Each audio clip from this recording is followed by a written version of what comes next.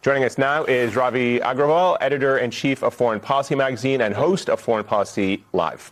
Ravi, it's good to have you with us. So I guess one of the questions that I have is, how do you translate what Donald Trump is doing with the military targets and the gap between him saying to the Iranian people, go take your government?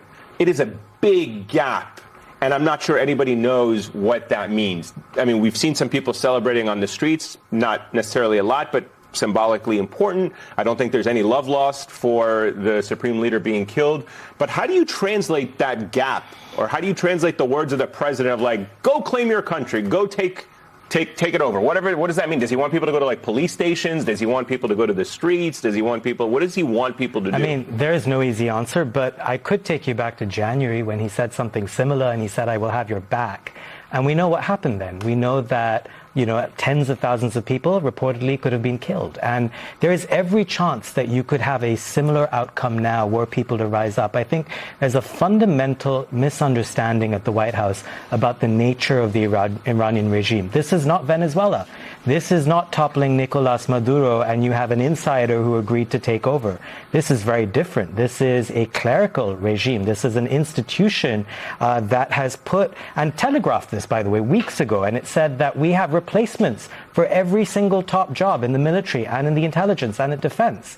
Those people are now coming in and stepping into those jobs. They will enact their roles. They will brutally crack down on protesters. Well, one of the world's most longtime advocates of regime change in Iran is changing his tune. John Bolton, who was Trump's former national security advisor, told Politico that Trump could have acted impulsively without any appreciation for the complex aftermath, and it could be a lot of turmoil, a lot of bloodshed. What does it mean when someone who has for so long supported regime change is now concerned, and it's only day 2? I mean, never in my life would I have imagined agreeing with John Bolton on this topic. But look, two things have animated John. To Mike Pompeo. Exactly. Two things have animated John Bolton in the last few years. One is opposing Trump, and the other is attacking Iran. It looks like when those two have collided, he has picked attacking Trump and opposing him. And look, he does understand Iran very well. We must give him that. And if he is saying and pointing out, and he's been in the room, he's gamed this out many, many times, you would imagine that he would still want to attack Iran, but differently. He'd probably want to sell it to the people. He'd probably want to go to Congress. He'd probably want other contingency plans. He'd have a regional plan. None of that is in place. We shouldn't forget. I mean, your previous panel was talking about Iraq. Iraq, bad as it was, awful as it was, and the after effects lasted for decades. This could end up being worse. We have no permission from domestically or internationally. We have no plan. Trump said it was ahead of schedule. What was the schedule? We don't know what the schedule was. We don't know what the outcome was, the goals were. All we know are the means, and the means are continuing over the next few weeks. Tehran will continue to lash out.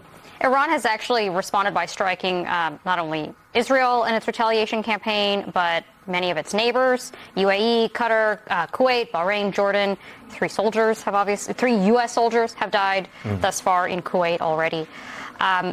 Do you anticipate this spiraling into a broader regional conflict? It could. I mean, it already is, given the countries and places you've listed out. Look, these are all countries that share one thing in common.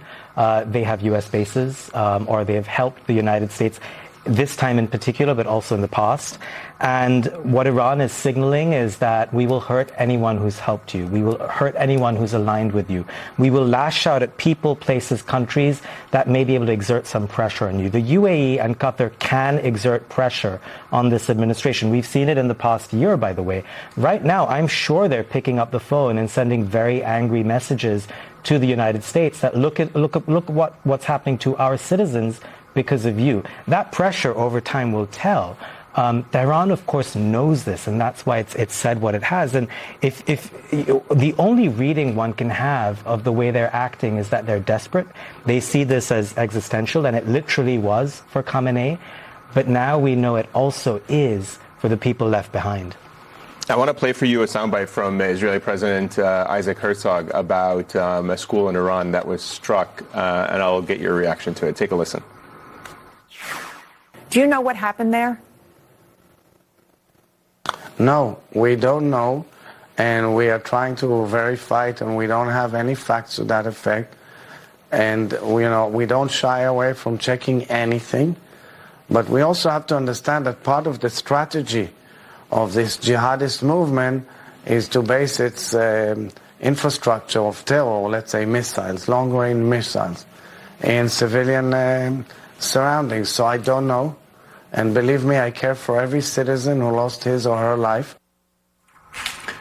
It's truly quite remarkable on a few levels. One, the Israelis are incredibly quick at identifying that they killed the supreme leader, or they can tell you who was in a room when the meeting happened, and they have incredible on-the-ground intelligence down to a dot. But then at the same time, kind of resort to the same tired playbook of saying they're putting their military facilities and civilian infrastructure, the same excuse they used to justify Gaza over the past 2 years. What do you make of that? It's awful. It's callous. It's a deflection. I mean, at the very least, they deserve empathy. They deserve, some words of extreme sorrow. These were goals. I mean, they did nothing. They were civilians. They were innocent. They are innocent. And it's awful. They're casualties of a war that no one asked for. And, I want to be clear, though, that Iran's regime is awful. I mean, all of us know this from a range of different things. That can be true. We can critique the regime. It's been brutal, especially towards women. There's no doubt about any of that. This didn't need to happen in this way, without American permission, without global permission, without a game plan, without any sense of where this ends. What you get when you mess around is collateral damage, is civilian casualties. That's what we've seen within the first 36 hours. We will see more of this. Ravi, thank you so much for being with us. Up next, the algorithms of war, the AI system the Pentagon used in its strikes against Iran, even though Trump banned it just hours earlier. Stay with us.